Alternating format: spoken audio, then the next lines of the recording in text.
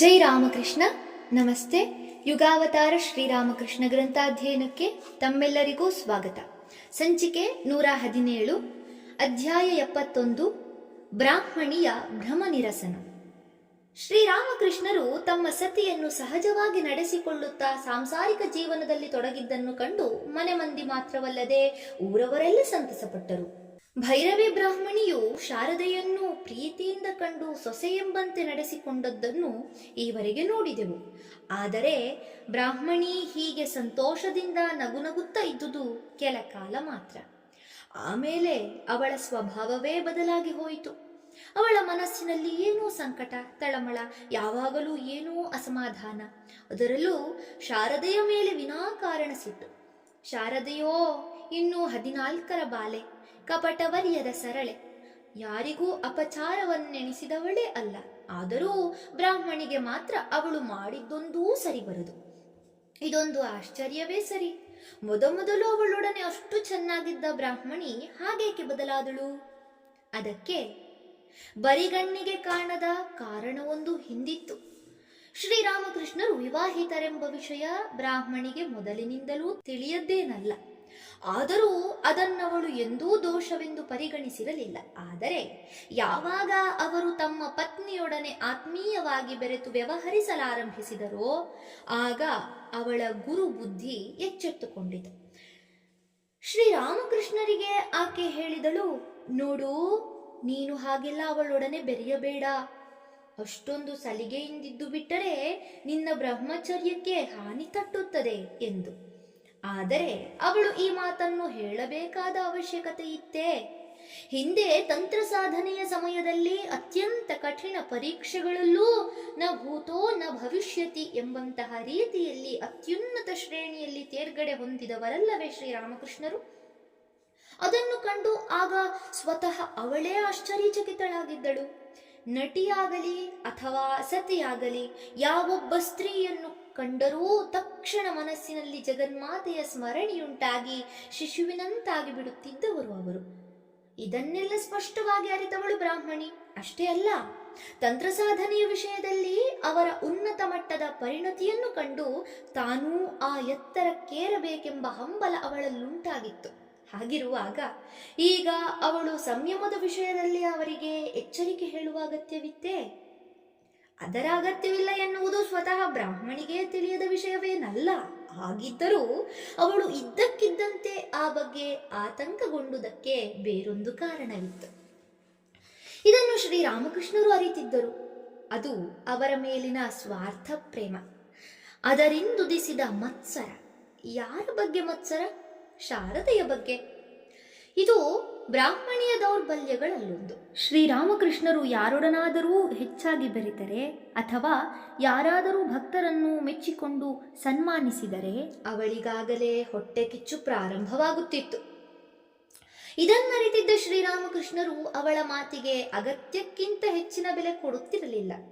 ಅಲ್ಲದೆ ಆಧ್ಯಾತ್ಮಿಕ ಸಾಧನೆ ಸಿದ್ಧಿಗಳ ವಿಷಯದಲ್ಲಿ ಹೇಳಬೇಕೆಂದರೆ ಅದರಲ್ಲೂ ಅವಳಿಗೆ ಬಹಳ ಇತಿಮಿತಿಗಳಿದ್ದವು. ಪರಮಹಂಸ ತೋತಾಪುರಿಯು ಶ್ರೀರಾಮಕೃಷ್ಣರ ಯೋಗ್ಯತೆಯನ್ನು ಮನಗಂಡು ಅವರಿಗೆ ಅದ್ವೈತ ಸಾಧನೆಯ ಮಾರ್ಗವನ್ನು ಬೋಧಿಸತೊಡಗಿದಾಗಲೂ ಈ ಬ್ರಾಹ್ಮಣಿ ಆತಂಕಗೊಂಡದ್ದನ್ನು ನಾವು ನೋಡಲಿಲ್ಲವೇ? ಅವನ ಸಹವಾಸ ಮಾಡಬೇಡ, ಆತನದು ಶುಷ್ಕ ಮಾರ್ಗ, ಅವನ ಜೊತೆಯಲ್ಲಿದ್ದರೆ ನಿನ್ನ ಭಕ್ತಿ ಪ್ರೇಮಗಳೆಲ್ಲ ನಶಿಸಿ ಹೋಗುತ್ತವೆ ಎಂದು ಅವಳಾಗ ಎಚ್ಚರಿಸಿದ್ದಳು. ಆದರೆ ಶುದ್ಧ ಭಕ್ತಿಯೂ ಶುದ್ಧ ಜ್ಞಾನವೂ ಒಂದೇ ಎಂಬ ಸತ್ಯವನ್ನು ಅವಳು ಕನಸಿನಲ್ಲೂ ಊಹಿಸಲು ಅಸಮರ್ಥಳಾಗಿದ್ದಳು. ಇದನ್ನರಿತಿದ್ದ ಶ್ರೀರಾಮಕೃಷ್ಣರು ಅವಳ ಮಾತಿನಂತೆ ನಡೆಯಲಿಲ್ಲ.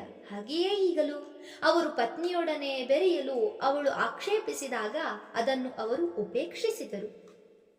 ಸಹಜವಾಗಿಯೇ ಇದರಿಂದ ಭೈರವಿಗೆ ಅಸಮಾಧಾನವಾಯಿತು. ಕ್ರಮೇಣ ಅದು ಮತ್ಸರದ ರೂಪ ತಾಳಿತು. ಆದರೆ ಅವಳಂತಹ ಶ್ರೇಷ್ಠ ಮಟ್ಟದ ಸಾಧಕಿಯಲ್ಲಿ ಮಾತ್ಸರ್ಯ ಉದಿಸಿದ್ದು ಕಲಿಯ ವಿಡಂಬನೆಯೇ ಸರಿ. ಪತ್ನಿಯನ್ನು ಪ್ರೀತಿಯಿಂದ ಕಾಣುವುದು ಲೋಕದಲ್ಲಿ ಸಹಜ ಸಂಗತಿ ಎಂಬುದು ಅವಳಿಗೆ ತಿಳಿದಿರಬೇಡವೇ? ಅಲ್ಲದೆ ಶ್ರೀರಾಮಕೃಷ್ಣರು ತನ್ನನ್ನು ಗುರುವಾಗಿ ಸ್ವೀಕರಿಸಿ ಯಾವ ಭಕ್ತಿ ಶ್ರದ್ಧೆಯನ್ನಿಟ್ಟರೋ ಅದನ್ನು ಸತ್ಯಸಂಧರಾದ ಅವರು ಎಂದಿಗೂ ಬದಲಾಯಿಸುವವರಲ್ಲ ಎಂಬುದನ್ನು ಅವಳು ಅರಿಯದೆ ಹೋದಳಲ್ಲ. ಅಂತೂ ಬ್ರಾಹ್ಮಣಿಗೆ ತಾನು ಮಾಡುತ್ತಿರುವ ತಪ್ಪು ತಿಳಿಯಲೇ ಇಲ್ಲ. ಯಾವುದೋ ಸುಕೃತದಿಂದಾಗಿ ಅವಳಿಗೆ ಶ್ರೀರಾಮಕೃಷ್ಣರ ಗುರುವಾಗುವ ಅವಕಾಶ ಪ್ರಾಪ್ತವಾಗಿತ್ತು. ಆದರೆ ಅವಳು ಮಾತ್ರ ಹಾಗೆ ಭಾವಿಸಲಿಲ್ಲ. ಬದಲಾಗಿ ನಾನು ಎಲ್ಲರಿಗಿಂತ ಹಿರಿಯಳು, ಶ್ರೇಷ್ಠಳು, ಪ್ರತಿಯೊಬ್ಬರೂ ನನ್ನ ಮಾತಿನಂತೆಯೇ ನಡೆಯಬೇಕು, ಇಲ್ಲದಿದ್ದರೆ ಅವರಿಗೆ ಕೇಡು ಕಟ್ಟಿಟ್ಟದ್ದು ಎಂಬಂತಹ ಧೋರಣೆಯನ್ನು ಬೆಳೆಸಿಕೊಂಡಳು. ಅವಳ ಅಭಿಮಾನಕ್ಕೆ ತಗಲಿದ ಪೆಟ್ಟು ಅವಳ ವಿವೇಕವನ್ನು ಕುರುಡಾಗಿಸಿತ್ತು. ಅವಳೀಗ ಶ್ರೀರಾಮಕೃಷ್ಣರ ವಿಷಯದಲ್ಲೂ ದರ್ಪದಿಂದ ವರ್ತಿಸತೊಡಗಿದಳು. ಯಾರಾದರೂ ಅವಳೊಂದಿಗೆ ಆಧ್ಯಾತ್ಮಿಕ ವಿಷಯವಾಗಿ ಮಾತನಾಡುತ್ತಾ ಈ ಬಗ್ಗೆ ಶ್ರೀರಾಮಕೃಷ್ಣರು ಏನೆನ್ನುತ್ತಾರೋ ಕೇಳಬೇಕು ಎಂದರೆ ಸಾಕು, ಅವಳಿಗೆ ರೇಗಿ ಹೋಗುತ್ತಿತ್ತು. ಅವನಿನ್ನೇನು ಹೇಳಿಯಾನು? ಅವನಿಗೆ ಜ್ಞಾನವನ್ನು ದೊರಕಿಸಿಕೊಟ್ಟವಳೇ ನಾನಲ್ಲವೇ ಎಂದು ಸಿಡುಕುತ್ತಿದ್ದಳು. ನನ್ನನ್ನು ಆತ ಕಡೆಗಣಿಸಲು ಇವಳೇ ಕಾರಣ ಎಂದು ಶಾರದೆಯ ಮೇಲೆ ಬ್ರಾಹ್ಮಣಿಗೆ ಒಳಗೊಳಗೇ ಸಿಟ್ಟು. ಆದರೆ ಶಾರದೆಯ ಯಾವ ವರ್ತನೆಯಲ್ಲೂ ಒಂದು ತಪ್ಪನ್ನೂ ಹುಡುಕಲು ಆಕೆಗೆ ಸಾಧ್ಯವಿರಲಿಲ್ಲ. ಅಲ್ಲದೆ ಆಕೆ ಎಷ್ಟು ಒರಟಾಗಿ ನಡೆದುಕೊಂಡರೂ ಶಾರದೆ ಮಾತ್ರ ಶ್ರೀರಾಮಕೃಷ್ಣರ ಮಾತಿನಂತೆ ಅವಳನ್ನು ಅತ್ತೆಗೆ ಸಮಾನಳೆಂದು ತಿಳಿದು ಪ್ರೀತಿ ಭಕ್ತಿಯುತ ಸೇವೆ ಮಾಡಿದಳು. ಅಂತೆಯೇ ಶ್ರೀರಾಮಕೃಷ್ಣರು ಕೂಡ ಅವಳ ಮೇಲೆ ಮನಸ್ಸಿನಲ್ಲೂ ಅಸಮಾಧಾನ ತಾಳದೆ ಹಿಂದಿನ ಶ್ರದ್ಧಾ ಭಕ್ತಿಯಿಂದಲೇ ಕಾಣುತ್ತಿದ್ದರು. ಭೈರವಿಯ ಸಿಟ್ಟು ಮಾತ್ರ ನಿಲ್ಲಲೇ ಇಲ್ಲ. ಅವಕಾಶ ಸಿಕ್ಕಿದರೆ ಮನೆಯಲ್ಲಿ ಯಾರ ಮೇಲಾದರೂ ರೇಗುತ್ತಿದ್ದಳು. ಅಷ್ಟೇ ಅಲ್ಲ, ನೆರೆಹೊರೆಯ ಹೆಂಗಸರೊಂದಿಗೂ ಸಂಬಂಧ ಕೆಟ್ಟಿತು. ಅವರೆಲ್ಲ ಎಷ್ಟಾದರೂ ಈಕೆ ನಮ್ಮ ರಾಮಕೃಷ್ಣರ ಗುರುವಲ್ಲವೇ ಎಂಬ ಅಭಿಮಾನದಿಂದಾಗಿ ಅವಳ ಆಟಾಟೋಪವನ್ನು ಸಹಿಸಿಕೊಂಡಿದ್ದರು. ಆದರೆ ಈಗ ಆ ಸಹನೆಯ ಕಟ್ಟೆ ಒಡೆಯಿತು. ಬರುತ್ತಾ ಅವರಿಗೆ ಅವಳ ಮೇಲಿನ ಗೌರವ ಕಡಿಮೆಯಾಯಿತು. ಹೃದಯನಿಗಂತೂ ಅವಳನ್ನು ಕಂಡರೇ ಆಗದಂತಾಯಿತು. ಒಟ್ಟಿನಲ್ಲಿ ಎಲ್ಲರೂ ಅವಳ ಮೇಲೆ ತಿರುಗಿ ಬೀಳಲು ಸಿದ್ಧರಾಗುವ ಸ್ಥಿತಿಗೆ ಮುಟ್ಟಿದರು. ಅಹಂಕಾರ ನೆತ್ತಿಗೇರಿದರೆ ಎಂಥ ಬುದ್ಧಿವಂತನಿಗೂ ಮತಿಗಿಳುತ್ತದೆ ಎಂಬುದು ಸುಳ್ಳಲ್ಲ. ಅದರ ಫಲವಾಗಿ ಅವನು ಹೆಜ್ಜೆ ಹೆಜ್ಜೆಗೂ ತಿನ್ನುತ್ತಾನೆ ಪೆಟ್ಟು, ಉಣ್ಣುತ್ತಾನೆ ನೋವು, ಬಳಿಕ ಹತಾಶೆಯಿಂದ ರೋಸಿ ಹೋಗುತ್ತಾನೆ. ಆಗಲೂ ಅವನಲ್ಲಿ ಒಂದಿಷ್ಟು ವಿವೇಕವೇನಾದರೂ ಉಳಿದಿದ್ದಲ್ಲಿ ಅದು ಅವನ ಕಣ್ಣು ತೆರೆಸುತ್ತದೆ, ಅವನ ತಪ್ಪನ್ನು ಅವನಿಗೇ ತೋರಿಸಿಕೊಡುತ್ತದೆ. ಕೊನೆಗವನು ಮೇಲೇಳಲು ಆ ಅನುಭವವೇ ಊರುಗೋಲಾಗುತ್ತದೆ. ಬ್ರಾಹ್ಮಣಿಯ ವಿಷಯದಲ್ಲೂ ಹಾಗೆಯೇ ಆಯಿತು. ವಿಮೂಢಳಾಗಿ ವಿವೇಚನಾರಹಿತಳಾಗಿದ್ದ ಆಕೆ ತನ್ನ ಅವನತಿಯ ಅಧೋಬಿಂದುವನ್ನು ಬೇಗನೆ ಮುಟ್ಟಿದಳು. ಕಾಮಾರಪುಕುರದ ಶ್ರೀನಿವಾಸ ಶಾಂಖಾರಿ ಎನ್ನುವವನು ಶ್ರೀರಾಮಕೃಷ್ಣರ ಹಳೆಯ ಪರಿಚಿತ. ಇವನು ಉತ್ತಮ ಜಾತಿಯಲ್ಲಿ ಜನಿಸಿದವನಲ್ಲ, ಆದರೆ ಭಗವದ್ಭಕ್ತಿಯಲ್ಲಿ ವಿವೇಕದಲ್ಲಿ ಎಷ್ಟೋ ಬ್ರಾಹ್ಮಣರಿಗಿಂತಲೂ ಶ್ರೇಷ್ಠನಾದವನು. ಮೊದಲಿನಿಂದಲೂ ಇವನಿಗೆ ಶ್ರೀರಾಮಕೃಷ್ಣರ ವಿಷಯದಲ್ಲಿ ಅತಿಶಯವಾದ ಭಕ್ತಿ ವಿಶ್ವಾಸ. ಶ್ರೀರಾಮಕೃಷ್ಣರ ಮನೆಯವರೂ ಇವನೊಂದಿಗೆ ತುಂಬ ಸದ್ಭಾವದಿಂದಿದ್ದರು. ಒಂದು ದಿನ ಇವನು ಶ್ರೀರಾಮಕೃಷ್ಣರ ದರ್ಶನ ಮಾಡಿಕೊಂಡು ರಘುವೀರ ಸ್ವಾಮಿಯ ಪ್ರಸಾದ ಪಡೆದುಕೊಂಡು ಹೋಗಲು ಬಂದಿದ್ದ. ಈತನನ್ನು ಕಂಡು ಶ್ರೀರಾಮಕೃಷ್ಣರು ಅವರ ಮನೆಯವರು ಬಹಳ ಸಂತೋಷಪಟ್ಟರು. ಭೈರವಿಯು ಕೂಡ ಈತನ ಭಕ್ತಿ ವಿಶ್ವಾಸಗಳನ್ನು ಕಂಡು ಸಂತುಷ್ಟಳಾಗಿದ್ದಳು. ಅಂದು ಮಧ್ಯಾಹ್ನದವರೆಗೂ ಭಗವತ್ ಚಿಂತನೆ, ಭಜನೆ, ಸಂಕೀರ್ತನೆಗಳಲ್ಲಿ ಸಮಯ ಕಳೆಯಿತು. ಶ್ರೀ ರಘುವೀರನಿಗೆ ನೈವೇದ್ಯಾದಿಗಳು ಮುಗಿದವು. ಶ್ರೀನಿವಾಸನನ್ನು ಕುಳ್ಳಿರಿಸಿ ಪ್ರಸಾದವನ್ನು ಬಡಿಸಿದರು. ಇಲ್ಲಿಯವರೆಗೆ ಎಲ್ಲವೂ ಸರಿ. ಊಟ ಮುಗಿಸಿ ಎದ್ದ ಶ್ರೀನಿವಾಸ ಪದ್ಧತಿಯಂತೆ ತಾನು ಉಂಡ ಸ್ಥಳವನ್ನು ತಾನೇ ಶುಚಿಗೊಳಿಸಲು ಹೊರಟ. ಬ್ರಾಹ್ಮಣೇತರರ ಎಂಜಲನ್ನು ಬ್ರಾಹ್ಮಣರು ಶುಚಿಗೊಳಿಸದಿರುವುದು ಸರ್ವೇ ಸಾಧಾರಣ ವಿಷಯ. ಇದು ಆಗಿನ ಕಾಲದಲ್ಲಿ ಅತ್ಯಂತ ಕಟ್ಟುನಿಟ್ಟಾಗಿ ಅನುಸರಿಸಲ್ಪಡುತ್ತಿದ್ದ ಶಿಷ್ಟಾಚಾರ. ಯಾರೂ ಇದನ್ನು ಉಲ್ಲಂಘಿಸುವಂತೆಯೇ ಇರಲಿಲ್ಲ. ಹಳ್ಳಿಗಳಲ್ಲಂತೂ ಯಾರಾದರೂ ಇಂಥ ನಿಯಮಗಳನ್ನು ಮುರಿದರೆ ಭಾರೀ ಗಲಾಟೆಗಿಟ್ಟುಕೊಳ್ಳುತ್ತಿತ್ತು. ಹೀಗಿರುವಾಗ ಇದ್ದಕ್ಕಿದ್ದಂತೆ ಬ್ರಾಹ್ಮಣಿ, ಇರಲಿ ಬಿಡು, ನಾನೇ ಅದನ್ನು ಶುಚಿಗೊಳಿಸುತ್ತೇನೆ ಎಂದು ಅವನನ್ನು ತಡೆದಳು. ಅದಕ್ಕವನು, ಛೆ ಛೆ, ಎಲ್ಲಾದರೂ ಉಂಟೆ ಎಂದು ತಾನೇ ಶುಚಿಗೊಳಿಸತೊಡಗಿದ. ಆದರೂ ಬ್ರಾಹ್ಮಣಿ ಬಿಡದೆ ಅವನನ್ನು ಮತ್ತೆ ಮತ್ತೆ ಒತ್ತಾಯಿಸಿದ್ದರಿಂದ ಗತ್ಯಂತರವಿಲ್ಲದೆ ಕಡೆಗೆ ಹಾಗೆಯೇ ಬಿಟ್ಟೆದ್ದು ಅಲ್ಲಿಂದ ನಿರ್ಗಮಿಸಿದ. ಈ ವೇಳೆಗೆ ಶ್ರೀರಾಮಕೃಷ್ಣರ ದರ್ಶನಾಕಾಂಕ್ಷಿಗಳಾಗಿ ಅಲ್ಲಿಗೆ ಎಷ್ಟೋ ಬ್ರಾಹ್ಮಣ ಮಹಿಳೆಯರು ಬಂದಿದ್ದರು. ಈಗ ಭೈರವಿ ಎಂಜಲನ್ನು ಶುಚಿಗೊಳಿಸಲು ಹೊರಟಿದ್ದನ್ನು ಕಂಡು ಅವರೆಲ್ಲ ಬಲವಾಗಿ ಆಕ್ಷೇಪಿಸಿದರು. ಬ್ರಾಹ್ಮಣ ಸ್ತ್ರೀಯಾದ ಆಕೆ ಹಾಗೆ ಮಾಡುವಂತಿಲ್ಲ, ಮಾಡಕೂಡದು ಎಂಬುದು ಅವರೆಲ್ಲರ ವಾದ. ಆದರೆ ಭೈರವಿ ಅವರ ಮಾತನ್ನು ಕೇಳಲಿಲ್ಲ. ನಿಮಗೆ ಇಷ್ಟವಿಲ್ಲದಿದ್ದರೆ ನೀವು ಸುಮ್ಮನಿರಿ, ನಾನಂತೂ ಮಾಡಿಯೇ ತೀರುವವಳು ಎಂದು ಜವಾಬು ಕೊಟ್ಟಳು. ಆಗ ಆ ಹೆಂಗಸರು, ಇದು ನಿಮ್ಮ ಇಷ್ಟಾನಿಷ್ಟದ ಪ್ರಶ್ನೆಯಲ್ಲ, ಬ್ರಾಹ್ಮಣರೆಂದ ಮೇಲೆ ನೀವಿದನ್ನು ಶುಚಿಗೊಳಿಸುವಂತಿಲ್ಲ, ಮಾಡಿದರೆ ಆ ದೋಷ ನಮಗೂ ತಟ್ಟುತ್ತದೆ ಎಂದರು. ಈ ವಾಗ್ವಿವಾದ ಹೃದಯರಾಮನ ಕಿವಿಗೆ ಮುಟ್ಟಿತು. ಅವನು ಓಡಿ ಬಂದ. ಅಲ್ಲಿನ ಪರಿಸ್ಥಿತಿಯನ್ನು ಕಂಡು ಭೈರವಿಯ ಮನವೊಲಿಸಲು ನೋಡಿದ. ಹೃದಯ, ನೋಡಿ, ಇದೊಂದು ಸಣ್ಣ ವಿಷಯ, ಇದನ್ನು ಇಷ್ಟಕ್ಕೆ ಬಿಟ್ಟು ಬಿಡಿ. ಅಲ್ಲದೆ ಇಷ್ಟೊಂದು ಜನ ಬೇಡ ಎನ್ನುತ್ತಿರುವಾಗ ನೀವು ಹಾಗೆ ಮಾಡಿದರೆ ಸುಮ್ಮನೆ ದೊಡ್ಡ ಗಲಾಟೆಗಿಟ್ಟುಕೊಳ್ಳುತ್ತದೆ. ಬ್ರಾಹ್ಮಣಿ, ಯಾರೇನು ಬೇಕಾದರೂ ಹೇಳಿಕೊಳ್ಳಲಿ, ನನಗೆ ಸರಿ ಎನಿಸಿದ್ದನ್ನು ನಾನು ಮಾಡುವವಳೆ. ಹೃದಯ, ಆದರೆ ಸಮಾಜದಲ್ಲಿ ಜನ ಏನೆನ್ನುತ್ತಾರೆ ಎಂಬುದನ್ನು ಸ್ವಲ್ಪ ನೋಡಬೇಕಾಗುತ್ತದೆ, ತಿಳಿದವರ ಮಾತನ್ನು ಕೇಳಬೇಕಾಗುತ್ತದೆ. ಬ್ರಾಹ್ಮಣಿ, ಏನಯ್ಯ, ಯಾವುದು ಸರಿ ಯಾವುದು ತಪ್ಪು ಎನ್ನುವುದನ್ನು ನಾನು ನಿಮ್ಮಿಂದ ಕಲಿತುಕೊಳ್ಳಬೇಕೋ?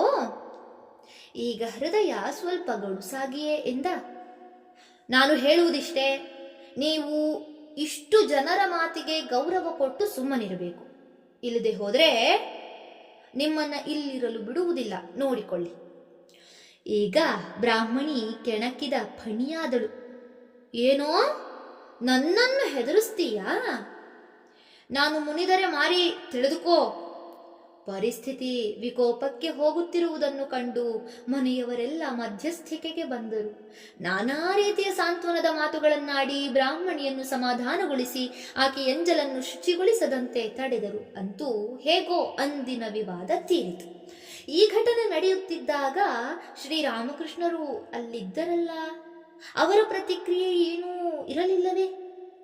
ತಮ್ಮ ಗುರುವನ್ನು ಹೃದಯರಾಮ ತರಾಟೆಗೆ ತೆಗೆದುಕೊಂಡದ್ದನ್ನು ನೋಡಿಯೂ ಸುಮ್ಮನೆ ಕುಳಿತರೆ?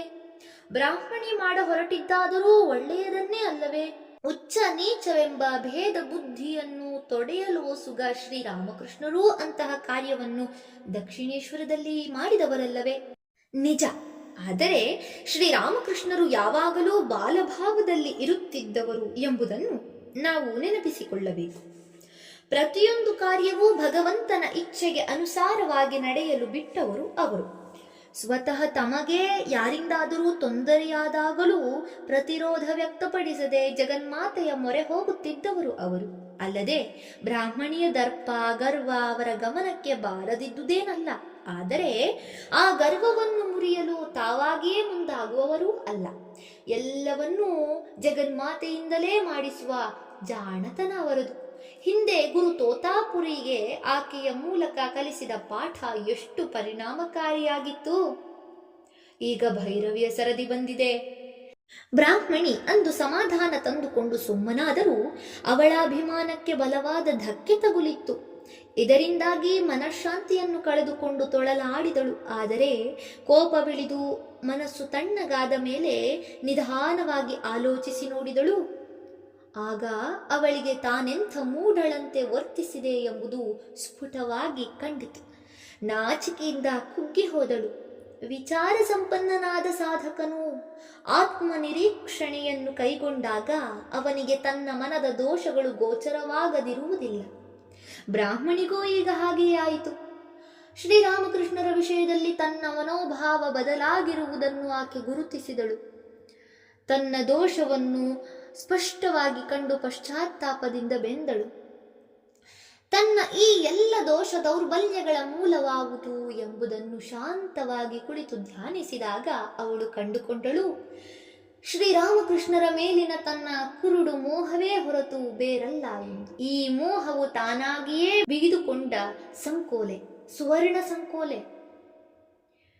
ಈಗ ತಾನು ಆ ದೋಷಗಳಿಂದ ದೂರವಾಗಬೇಕಾದರೆ ಈ ಸಂಕೋಲೆಯನ್ನು ಎದೆ ಗಟ್ಟಿ ಮಾಡಿಕೊಂಡು ಕಿತ್ತೊಗೆಯಲೇಬೇಕು ಎಂದು ತೀರ್ಮಾನಿಸಿದಳು. ಹರಿಯುವ ನೀರು ಸಂಚಾರಿ ಸಾಧುವಿನ ಮನಸ್ಸು ಎಂದೂ ಮಲಿನವಾಗದು ಎಂಬ ಮಾತು ನೆನಪಿಗೆ ಬಂದಿತ್ತು. ಆ ಪ್ರಕಾರ ತಾನೀಗ ಶ್ರೀರಾಮಕೃಷ್ಣರ ಸಂಘವನ್ನು ತ್ಯಜಿಸಿ ದೂರವಾಗುವುದೇ ಸರಿ ಎಂದು ಅರಿತಳು. ಅಲ್ಲದೆ ಅವರ ಬಳಿ ಇನ್ನು ತಾನಿರಬೇಕಾದ ಅಗತ್ಯವಿಲ್ಲ, ತನ್ನ ಪಾಲಿನ ಕರ್ತವ್ಯ ಮುಗಿದಿದೆ ಎಂಬುದನ್ನು ಕಂಡುಕೊಂಡಳು. ಇದಾದ ಕೆಲ ದಿನಗಳ ನಂತರ ಅವಳು ಕಾಮಾರಪುಕುರದಿಂದ ಹೊರಡಲು ಅಣಿಯಾದಳು. ಬಹಳ ಶ್ರಮವಹಿಸಿ ವಿವಿಧ ಹೂಗಳ ಸುಂದರ ಮಾಲೆಯೊಂದನ್ನು ರಚಿಸಿ ಅದಕ್ಕೆ ಗಂಧವನ್ನು ಪೂಸಿದಳು. ಅದನ್ನು ತಂದು ಅತ್ಯಂತ ಭಕ್ತಿಯಿಂದ ಶ್ರೀರಾಮಕೃಷ್ಣರಿಗೆ ಸಮರ್ಪಿಸಿದಳು. ಅವರನ್ನು ಚೈತನ್ಯ ಮಹಾಪ್ರಭುವಿನಂತೆ ಅಲಂಕರಿಸಿದಳು. ಬಳಿಕ ಅವರಿಗೆ ಪ್ರಣಾಮ ಸಲ್ಲಿಸಿ ಸರ್ವಾಂತಃಕರಣದಿಂದ ಅವರ ಕ್ಷಮೆಯನ್ನು ಬೇಡಿದಳು. ಶ್ರೀರಾಮಕೃಷ್ಣರು ಮಂದಸ್ಮಿತ ವದನರಾಗಿ ಆಕೆಯ ಭಕ್ತಿ ನೈವೇದ್ಯವನ್ನು ಸ್ವೀಕರಿಸಿ ಮೌನವಾಗಿಯೇ ಆಕೆಗೆ ಶುಭವನ್ನು ಹಾರೈಸಿದರು. ಹೀಗೆ ಗುರುವಾಗಿ ಬಂದ ಬ್ರಾಹ್ಮಣಿ ಈ ಅಪೂರ್ವ ಶಿಷ್ಯನಲ್ಲಿ ತನ್ನ ಇಷ್ಟ ದೈವವನ್ನು ಕಂಡು ಭಕ್ತಳಾಗಿ ಬೀಳ್ಕೊಂಡಳು. ಈಗ ಆಕೆ ಕಾಶಿಧಾಮದೆಡೆಗೆ ನಡೆದಳು. ಶ್ರೀರಾಮಕೃಷ್ಣರು ಕಾಮಾರಪುಕುರದಲ್ಲಿ ಈ 7 ತಿಂಗಳ ಘಟನಾಮಯ ಅವಧಿಯನ್ನು ಕಳೆದು 1867ರ ಅಂತ್ಯದಲ್ಲಿ ದಕ್ಷಿಣೇಶ್ವರಕ್ಕೆ ಹಿಂದಿರುಗಿದರು. ಈ ವೇಳೆಗೆ ಅವರು ಹಿಂದಿನ ಆರೋಗ್ಯವನ್ನೂ ಶಕ್ತಿಯನ್ನೂ ಮರಳಿ ಗಳಿಸಿಕೊಂಡು ನವೋಲ್ಲಾಸ ಭರಿತರಾಗಿದ್ದರು. ಧನ್ಯವಾದಗಳು. ಇಂದಿಗೆ ಅಧ್ಯಾಯ 71 ಸಂಪೂರ್ಣವಾಯಿತು. ಮುಂದಿನ ಸಂಚಿಕೆಯಲ್ಲಿ ಹೊಸ ಅಧ್ಯಾಯವನ್ನು ಪ್ರಾರಂಭಿಸೋಣ. ಓಂ ಶಾಂತಿ ಶಾಂತಿ ಶಾಂತಿ. ಹರಿ ಓಂ ತತ್ಸತ್. ಶ್ರೀರಾಮಕೃಷ್ಣಾರ್ಪಣಮಸ್ತು. ಸರ್ವೇ ಜನ ಸುಖಿನೋ ಭವಂತು. ಜೈ ಶ್ರೀಮಾತಾ.